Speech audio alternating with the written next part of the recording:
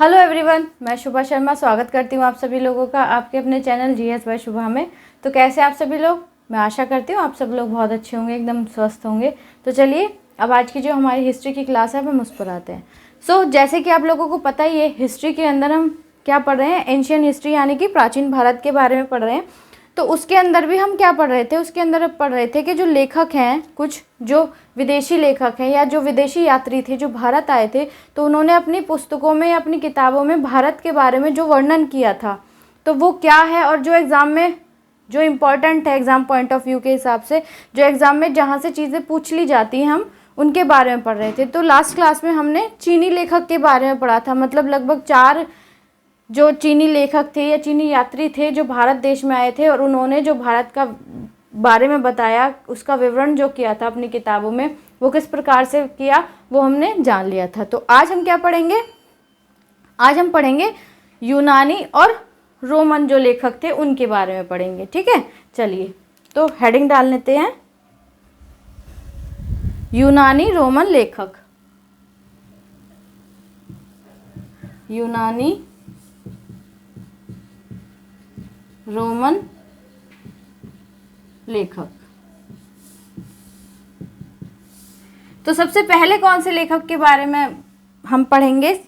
सबसे पहले जो आते हैं वो आते हैं टेसियस। कौन आते हैं? टेसियस।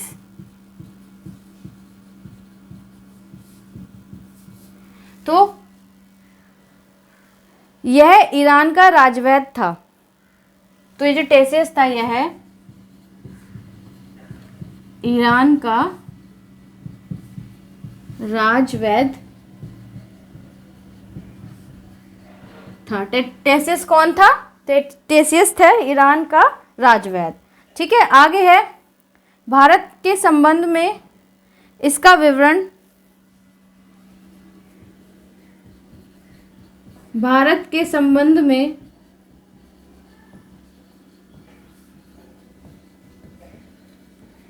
इसका विवरण।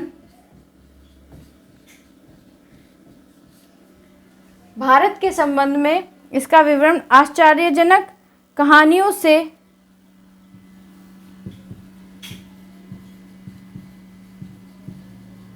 आश्चर्यजनक कहानियों से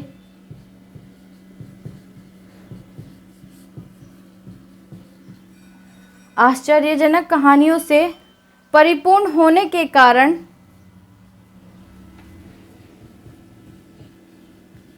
परिपूर्ण होने के कारण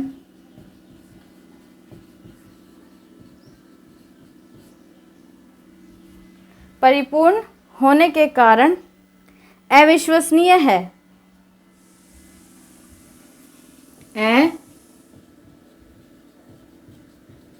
अविश्वसनीय है, जो कि क्या है? अविश्वसनीय है, या हम कह सकते हैं कि उस पर विश्वास नहीं किया जा सकता। ठीक है, सेकंड नंबर पे जो आता है वो कौन आता है? हेरोडोट्स।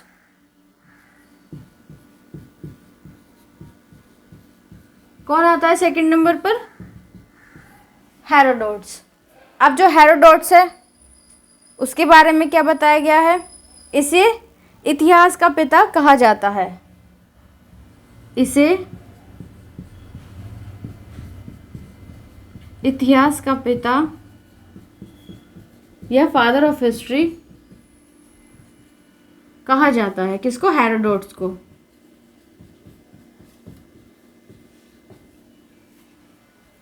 ठीक है, इसने अपनी पुस्तक हिस्टोरिका में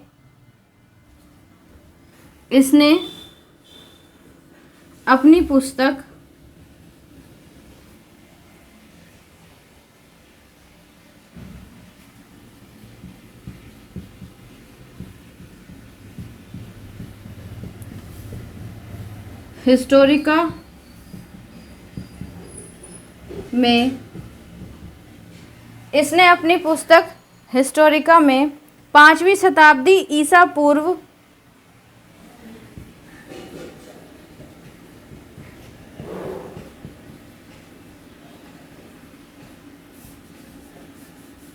5वीं शताब्दी, 5वीं शताब्दी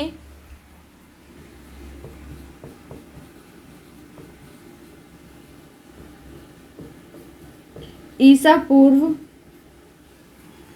5वीं शताब्दी ईसा पूर्व के भारत फारस, ईसा पूर्व के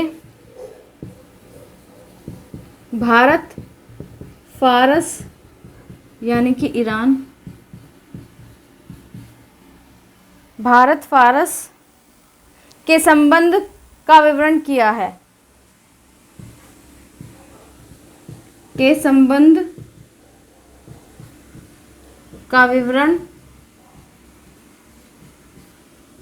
किया है। ठीक है, आगे है इसमें ही, परंतु इसका विवरण भी, परंतु इसका विवरण भी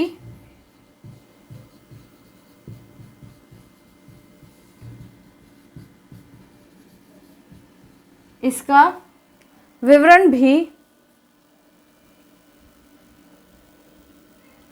अनुश्रुतियों एवं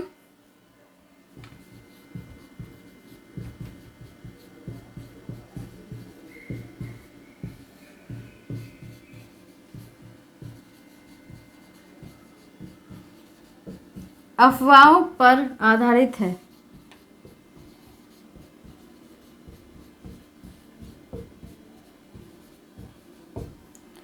ठीक है, देखो तो यूनानी और जो रोमन के लेखक हैं उनके बारे में पढ़ रहे हैं, तो सबसे पहले किसकी बारी आती है? सबसे पहले आता है टेसियस।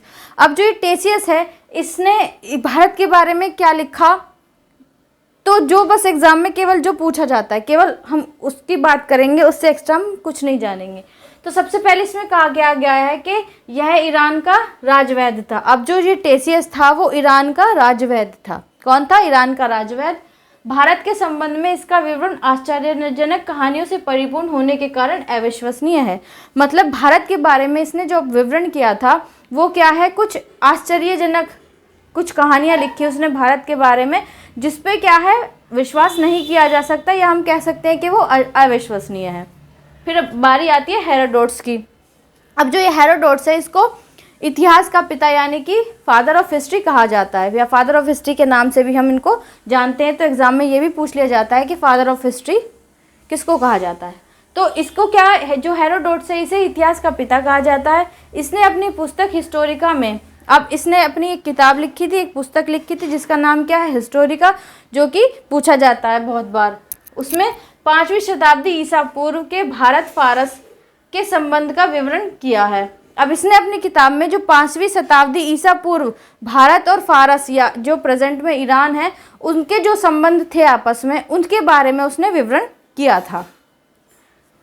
परंतु इसका विवरण भी अनुश्रुतियों एवं अफवाहों पर आधारित है। लेकिन इसका जो विवरण है ऐसा माना जाता है कि वो भी क्या है, अनुश्रुतियों और अफवाहों पर आधारित है। मतलब पढ़ने के बाद ऐसा लगता है जैसे कोई अफवाह वगैरह हो, जो अनसुनी जो कहानियाँ होती है ना, अनकही अनसुनी, इस तरीके से इसने अपनी इसकी किताब में जो पढ़ते हैं, जिसको ज़्यादा डिटेल में पढ़ना है तो वो इस बुक को ले आए और वो अच्छे से डिटेल में और ज़्यादा जानकारी ले ले। केवल जो एग्ज़ाम में पूछा जा रहा है मैं केवल उतना ही बता रही हूँ। ठीक है, तो आई होप इतनी बात आपको समझ आ गई होगी, क्लियर हो गई होगी। अब चलिए अब आगे चलते हैं।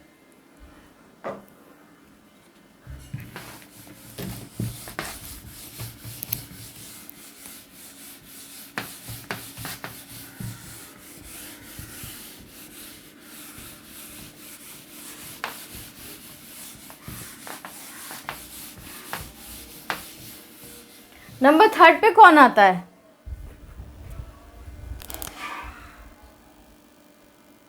थर्ड पॉइंट ऐसे ही लिखो।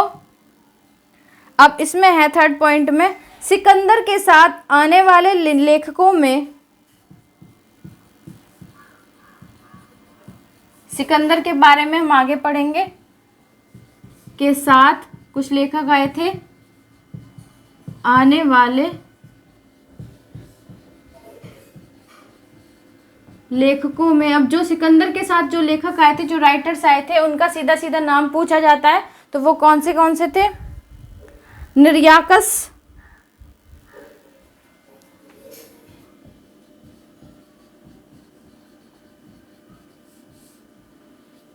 ठीक है, एक तो था निर्याकस, फिर था आनेसिक्रेटस,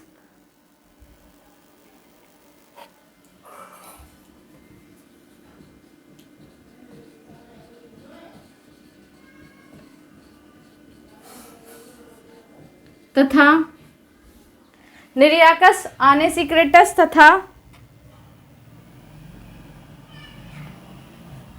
आरिस्टोबुलस, आरिस्टोबुलस।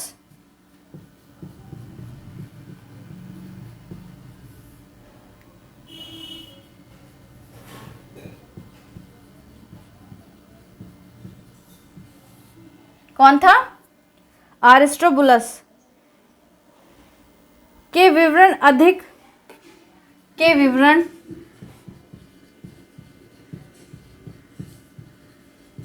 अधिक प्रमाणित एवं विश्वसनीय हैं।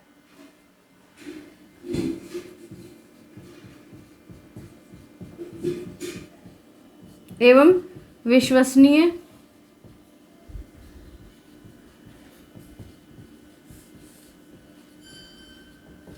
हैं, ठीक है। चौथे नंबर पे कौन आता है? कौन सा लेखक चौथे नंबर पे है? Megasthenes, Megasthenes.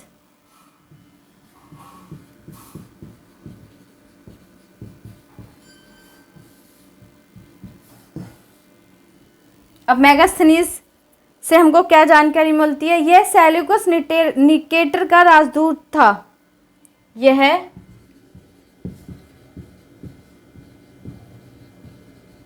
Seleucus Nicator, Seleucus Nicator कौन था? ये सिकंदर का सेनापति था, ठीक है। सेल्यूकस निकेटर का राजदूत था।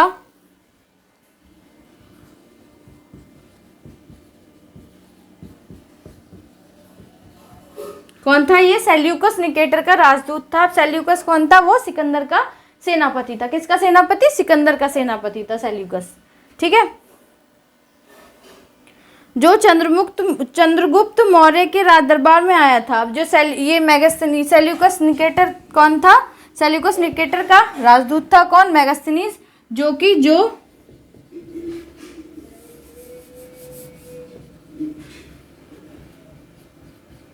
चंद्रगुप्त मौर्य के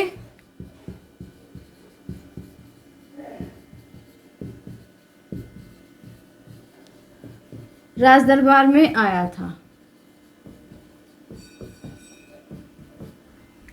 मेगास्थनीज कौन आया था? चंद्रगुप्त मौर्य के राज दरबार में आया था। इसने अपनी पुस्तक इंडिका में, इसने अपनी पुस्तक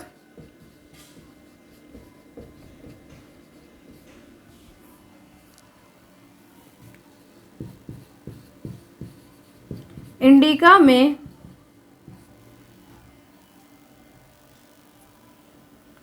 मौर्ययुगीन समाज एवं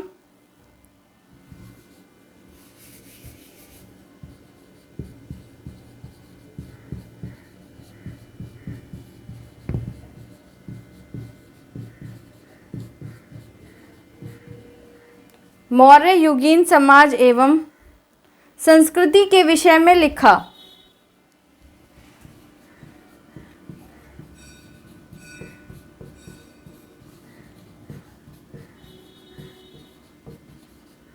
विषय में लिखा, ठीक है।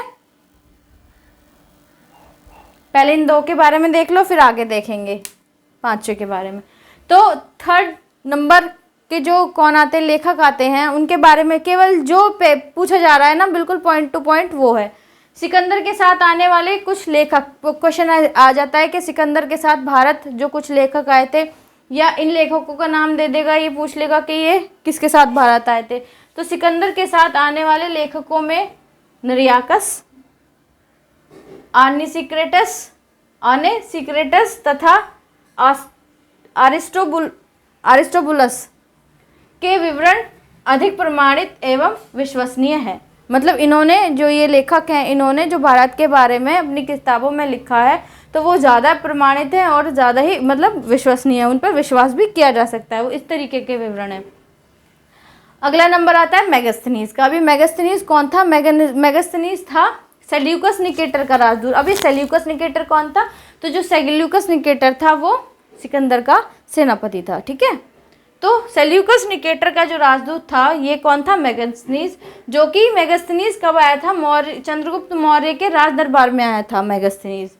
इसने अपनी पुस्तक इंडिका में, इसकी जो पुस्तक थी इंडिका, उसमें इसने मौर्य युगीन समाज एवं संस्कृति का के विवरण में लिखा था। तो इसने मौर्य युगीन जो समाज था उसकी संस्कृति के बारे में लिखा था। ये मौर्य वंश से पहले की बात है, जब सिकंदर आया था। ठीक है, आई होप इतनी बात आपको समझ आ गई होगी। चलिए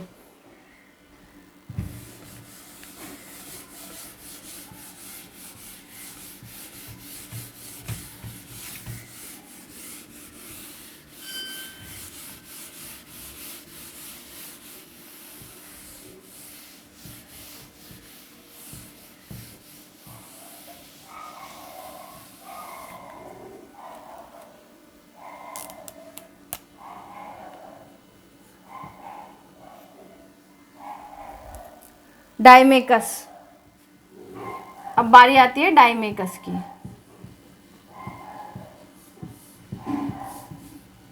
किसकी? डायमेकस की।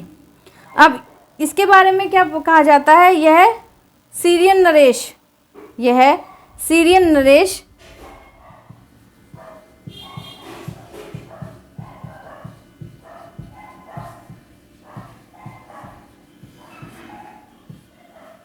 यह सीरियन नरेश आंतियोकस का राजदूत था।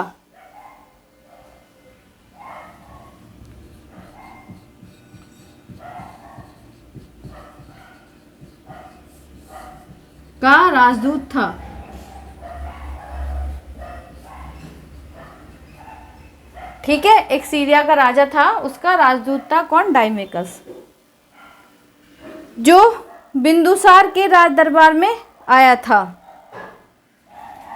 कमेंट लगा लो। जो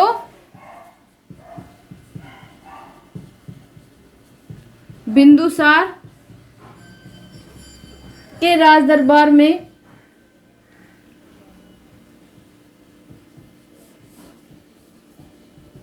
आया था।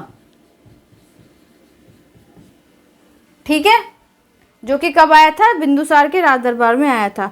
अब इसका विवरण भी मौर्य युग से संबंधित है। डायमेकस का जो विवरण है वो भी मौर्य युग से संबंधित है। इसका विवरण भी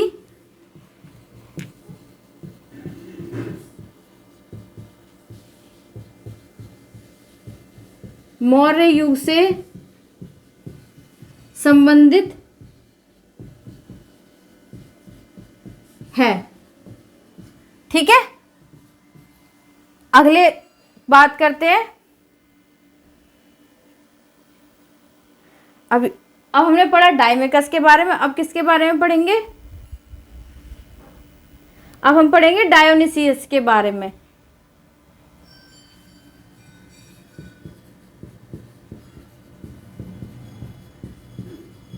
इसके बारे में, डायोनिसियस के बारे में। इसके बारे में क्या जानकारी मिलती है हमको? यह मिस्र नरेश, यह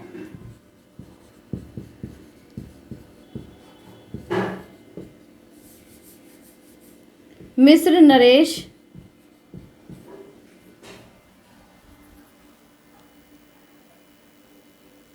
टॉलमी फिलेडेल्स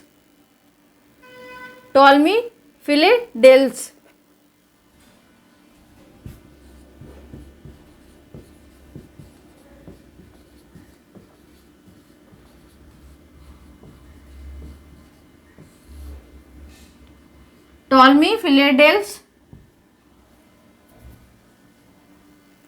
का राजदूत था।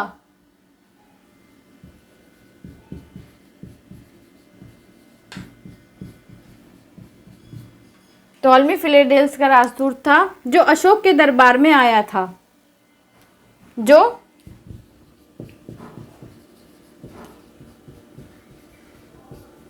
अशोक के दरबार में आया था। अब देखो, ये जितने भी मैंने आपको राइटर्स बताए हैं, बता रही हूँ, ये सब एक सीक्वेंस में बताए हैं, ठीक है, एक सीक्वेंस वाइज ही बता रही हूँ, और जो जो जहाँ जहाँ से एग्जाम में पूछा जाता है केवल वो ही बता रही हूँ, उससे एक्स्ट्रा फालतू चीजें नहीं। 7वें नंबर पे आता है टॉलमी। कौन आता है? टॉलमी। टॉलमी से संबंधित क्या जानकारी है? इसने दूसरी शताब्दी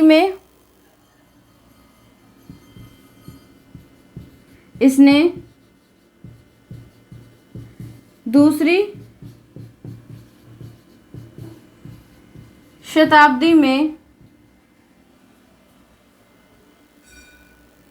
भारत का भूगोल नामक पुस्तक लिखी।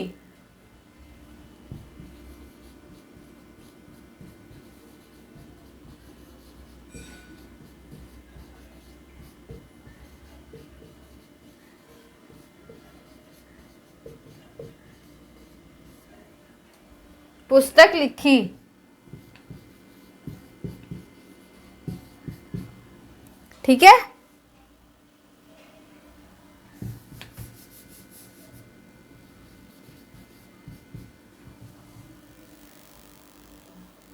देखो अब बारी आती है डाइमेकस की। तो डाइमेकस के बारे में क्या है कि यह सीरियन नरेश, सीरिया जो देश है वहाँ का राजा जो था, कौन था सीरियन नरेश? आंतियोकस। तो आंतियोकस का राजदूत था कौन? डाइमेकस, जो कि बिंदुसार के राज दरबार में आया था। इसका विवरण भी मौर्य युग से संबंधित था, जो कि जो बिंदुसार थे उनके राज दरबार में आया था। बिंदुसार कौन थे? चंद्रगुप्त मौर्य के बेटे थे, तो उनके राज दरबार में आया था। इसका जो विवरण है इसने जो अपनी किताब में लिखा है वो भी मौर्य युग से संबंधित है, मतलब इसने भी मौर्य जो युग है उसके बारे में ही अपनी किताब में बताया। फिर आता है डायोनीसियस। किसकी बारी आती है? डायोनीसियस की बारी भी आती है। तो डायोनीसियस के बारे में क्या है? यह मिस्र नरेश टॉलमी डिलेडेल्फस। अब मिस्र का जो राजा था जिसका नाम क्या था? टॉलमी डिलेडेल्फस, उसका राजदूत था कौन? डायोनीसियस, जो अशोक के दरबार में आया था। जो किसके? जो बिंदुसार का बेटा था अशोक, जिसके मौर्य वंश के बारे में हम बाद में पढ़ेंगे, आगे पढ़ेंगे सब चीज़ के बारे में। तो उसका बेटा था, उसके राज दरबार में आया था। कौन आया था? डायोनीसियस आया था। फिर बात करते हैं टॉलमी की। तो इसने दूसरी शताब्दी में, कब? दूसरी शताब्दी में, 2nd सेंचुरी में इसने भारत का भूगोल नामक एक पुस्तक लिखी थी। केवल टॉलमी से इतना ही क्वेश्चन पूछा जाता है, ठीक है। तो आई होप इतनी बात आपको समझ आ गई होगी। चलिए अब नेक्स्ट आगे चलते हैं।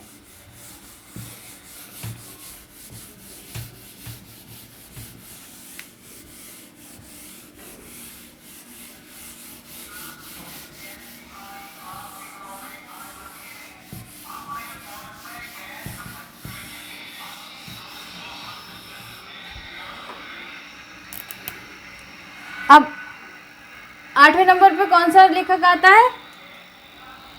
प्लिनी। कौन? प्लिनी। प्लिनी। अब प्लिनी के बारे में क्या पढ़ेंगे? इसने प्रथम शताब्दी में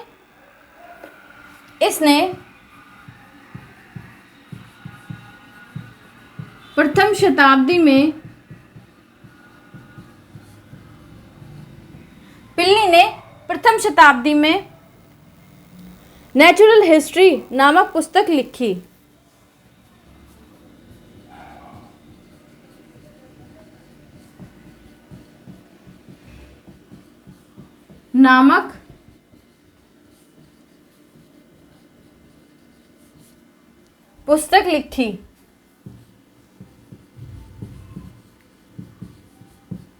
ठीक है, आगे है, इसने भारतीय पशुओं, पेड़ पौधों इसमें भारतीय पशुओं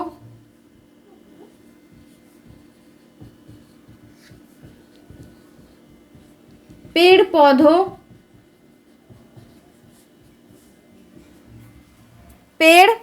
पौधों खनिज पदार्थों आदि के बारे में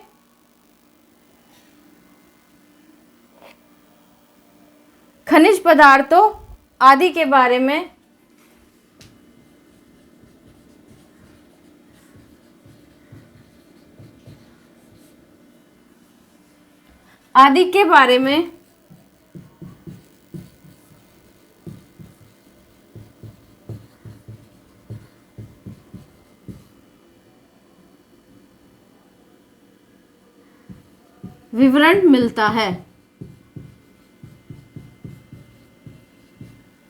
लास्ट आता है हमारा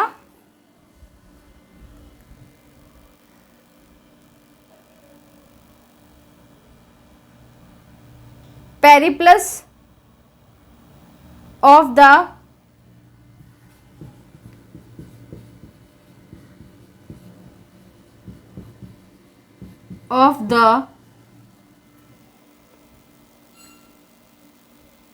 इरीथ्रियन सी।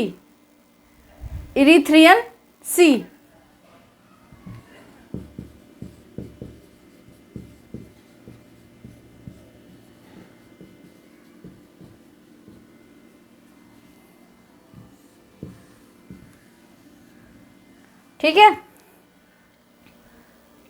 इस पुस्तक के लेखक के बारे में जानकारी नहीं है। ये एक किताब का नाम है। इस पुस्तक के लेखक के बारे में जानकारी नहीं है।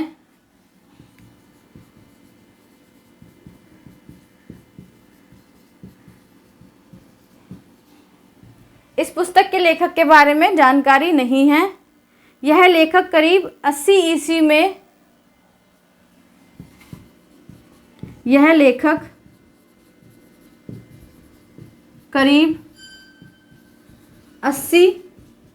ईस्वी में हिंद महासागर की यात्रा पर आया था। हिंद महासागर की यात्रा पर आया था।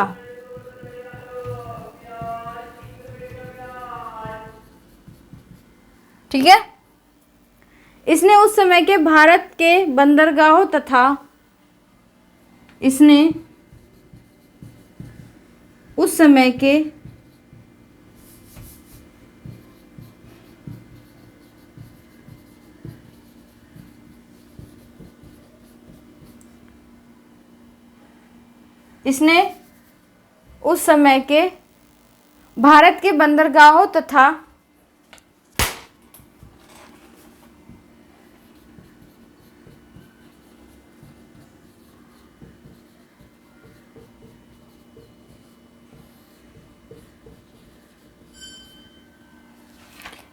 समय के भारत के बंदरगाहों तथा व्यापारिक वस्तुओं के बारे में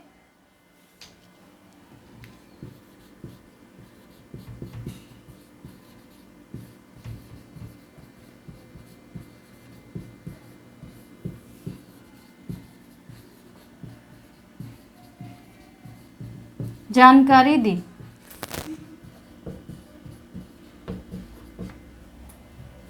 ठीक है, देखो अब प्लिनी के बारे में जानते हैं। तो प्लिनी जो लेखक था, इसने क्या है, इसने प्रथम शताब्दी में नेचुरल हिस्ट्री नामक पुस्तक लिखी। तो जब आपसे पूछा जाए कि नेचुरल हिस्ट्री नामक जो पुस्तक है उसके लेखक कौन है, तो आपको बता देना है कि उसके लेखक प्लिनी है। तो नेचुरल हिस्ट्री के बारे में प्रथम शताब्दी के अंदर इसने एक किताब लिखी थी। इसमें भारतीय पशुओं, पेड़ पौधों, खनिज पदार्थों आदि के बारे में विवरण मिलता है। तो इस किताब के अंदर किसके बारे में हमको जानकारी मिलती है? जो भारतीय पशु हैं, पेड़ पौधे हैं, या फिर जो खनिज पदार्थ हैं, इन सब के बारे में हमको नेचुरल हिस्ट्री के बारे किताब से जानकारी मिलती है। ठीक है, नेक्स्ट एक किताब का नाम है, लेखक का नाम नहीं है, ये किताब का नाम है Periplus of the Erythraean Sea. Periplus of the Erythraean Sea. इस पुस्तक के लेखक के बारे में जानकारी नहीं है, मतलब इस पुस्तक के लेखक का नाम नहीं पता चल चुका है अब तक इस बारे में कोई जानकारी नहीं है। यह लेखक करीब 80 ईस्वी में हिंद महासागर की यात्रा पर आया था।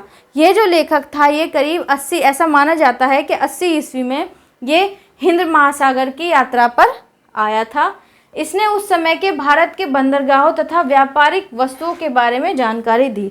अब इसने अपनी किताब के अंदर किस बारे में बताया कि जो भारत उस समय में भारत की जो बंदरगाहें थी और जो व्यापारिक जितनी भी वस्तुएं हैं उनके बारे में इसने अपनी किताब के अंदर उससे संबंधित जानकारी के बारे में लिखा है। ठीक है, तो ये थे हमारे यूनान के और रोमन के कुछ लेखक जो एग्ज़ाम में पूछ लिए जाते हैं। तो आई होप ये आपको अच्छे तरीके से समझ आ गए होंगे। ठीक है, अब कल बाकी जो हैं उनके बारे में हम कल की क्लास में पढ़ेंगे। तो आज की क्लास इतनी ही रहने वाली है। क्लास आपको कैसी लगी है प्लीज़ आप ज़रूर बताइएगा। अगर अच्छी लगी तो लाइक करने के बाद क्लास को कमेंट शेयर भी कीजिएगा और चैनल को सब्सक्राइब भी कीजिएगा। जो इस वीडियो को पहली बार देख रहे हैं, अगर वीडियो अच्छी लगे तो प्लीज़ आप चैनल को सब्सक्राइब कीजिएगा भी और बच्चों से भी करवाइएगा। ठीक है, और साथ ही साथ बेल आइकन को भी प्रेस करके रखिएगा, क्योंकि आपको पता ही है क्लासेस जो होती हैं वो हमारी रिकॉर्डेड होती हैं। तो जब मैं क्लास अपलोड करूँ तो आप लोगों तक जिससे नोटिफिकेशन आ जाए और आप लोग अपनी पढ़ाई अच्छे से करते रहें। तो किसी का कोई कमेंट वगैरह हो आप सजेशन में बता सकते हैं। किसी का कोई सजेशन हो, कमेंट हो, कुछ भी हो, कोई क्वेरी हो तो आप कमेंट में मेंशन कीजिएगा। आज के लिए इतना ही है, अब मिलते हैं कल की क्लास में। तब तक के लिए थैंक यू वेरी मच।